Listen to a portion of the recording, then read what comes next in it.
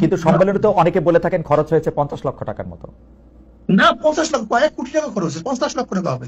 সবশেষ এই শনিবার আপনারা রাজধানী ঢাকার সোহরাওয়ার্দী উদ্যানে যে বিশাল সমাবেশ করলেন, এই ধরনের আয়োজনের খরচ কিভাবে সংগৃহীত হয়? আপনি বা আপনারা কি নিজেদের ফুল টাইম রাজনীতিবিদ হিসাবে পরিচয় দেন, নাকি আপনারা পেশা হিসাবে কি উল্লেখ করেন? অর্থাৎ আপনাদের আয় রোজগারটা আসলে কিভাবে হয়? আমি তো মুসলমান, আমার মূল পরিচয় আমি তো মুসলমান। জি। মুসলমানের কাজ হলো দাওয়াত। কাদের মাঝে দাওয়াত দেবো? ফিজাতিন নাস। রাজনৈতিক যে দল আপনি প্রতিষ্ঠা আপনারা প্রতিষ্ঠা করেছেন, সেই দল কি কারো কাছ থেকে চাঁদা নেয়, বা সেই দলের নেওয়া চাঁদা থেকে কি আপনারা কোনো ভাগ পান, বা আপনি কোনো টাকা নেন সেখান থেকে, বা আপনারা কোনো টাকা? এটা তো মারাত্মক প্রশ্ন। দেখেন, আমরা নেই না। আচ্ছা। যেমন এই বছর এই যে সম্মেলন হয়ে গেছে, আমার 1 লক্ষ টাকা দিতে হয়েছে, আমাদের আমিরও 1 লক্ষ টাকা দিতে হয়েছে। নিজের পয়সা গেছি, নিজের পয়সা আসছে। কিন্তু সম্মেলনে তো অনেকে বলে থাকেন খরচ হয়েছে 50 লক্ষ টাকার মতো। না, 50 লক্ষ, কয়েক কোটি টাকা খরচ হয়েছে, 50 লক্ষ টাকা হবে। আচ্ছা, তো বাকি টাকা? কয়েক কোটি টাকা খরচ হয়েছে। বাকি টাকা সব নিজেরা, প্রত্যেকে আপনারাও যেমন 1 লাখ টাকা করে দিয়েছেন, তেমন যারা এসেছেন তারাও টাকা দিয়েছেন, তাই তো? প্রত্যেকে টাকা দিয়ে এসছে, আবার নিজেরটা খেয়েছে, নিজের পয়সা চলে গেছে। আচ্ছা, এই চাঁদা এবং ইয়ানত, জি, তা আচ্ছা আপনি বলেন তো, মসজিদে যখন আমরা নামাজে যাই, জি, আমাদের সামনে কি আসে? একটা বাক্স নিয়ে আসে, রাইট।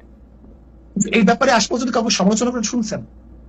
করেছে কেউ সমালোচনা, হয়তো অন্যভাবে আর কি। জি, গির্জায় টাকা দেয় না, চ্যারিটিতে টাকা দেয় না, দেয়। জি, গোটা দুনিয়ার চ্যারিটি চলে কিভাবে?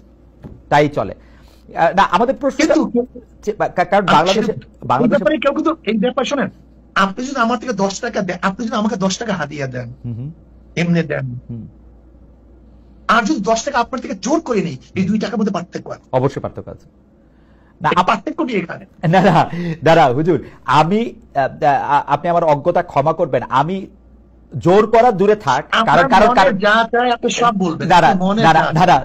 জোর করা দূরে থাক, আমি এরকম বহু লোককে জানি যারা পীর সাহেব চরমনাইকে টাকা দেওয়ার জন্য কিভাবে টাকা দিবেন, কোন ভাবে আপনাদের একটু দেখা পাবেন, তার জন্য তারা এক ধরনের অনেক আমি কি বলবো, পাগল শব্দটা আমি বলতে চাই না, অনেক অস্থিরতার মধ্যে তারা থাকেন। সুতরাং আপনারা জোর করে নিবেন সেটা আমি বলি নাই।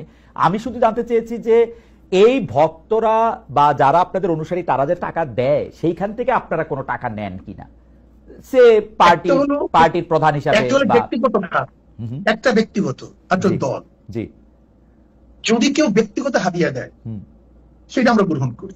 আচ্ছা, কিন্তু মাদ্রাসা, মসজিদ, সংগঠনের জন্য যে চাঁদা তোলা হয়, সেই টাকার মধ্যে আমাদের মধ্যে আসমান জমিন ফরক, বিশাল ওয়াল। ওকে, যে টাকাটা আপনাদের নামে দেওয়া হয় সেটা আপনারা নেন, যে টাকাটা মসজিদ নামে কোনো আমাদের বাক্স নেই। আচ্ছা, যে আমাদেরকে হাদিয়া দেয়, আচ্ছা, মোহাব্বত করে দেয়। আচ্ছা, যেমন সন্তান বাবাকে দেয়, ছাত্র উস্তাদকে দেয়, যেটিকে আমরা প্রেজেন্টেশন বলি, তোহফা বলি, হাদিয়া বলি, এই শব্দগুলি ভিন্ন।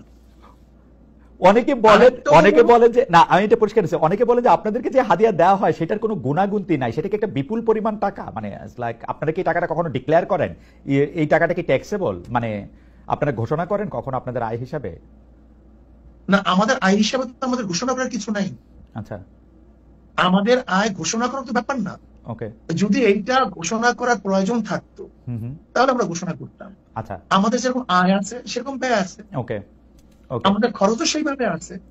ওকে, এখন আমার প্রশ্ন হলো যে আপনাকে যদি কেউ হাদিয়া দেয় সেটাকে সরকারকে জানাতে হবে কিনা, ধরে নেন অল অফার, বা আপনাকে জানাতে হবে কিনা? ওকে, আমি এই ব্যাপারে পরিষ্কার। আমরা এখানে আরেকটা কথা বলি, এই যে চরমনাই মাহফিল হয়, জি, এই চরমনাই মাহফিলের সমস্ত খরচ মাহফিলের মাদ্রাসার, সমস্ত আয়ো মাদ্রাসার, এখান থেকে আচ্ছা, সব মাদ্রাসা, এখান থেকে আমাদের এক পয়সা কানা করি আমরা নেইও না, বরং কোনো সন্দেহ যদি হয় সেটা মাদ্রাসা আমরা দান করি।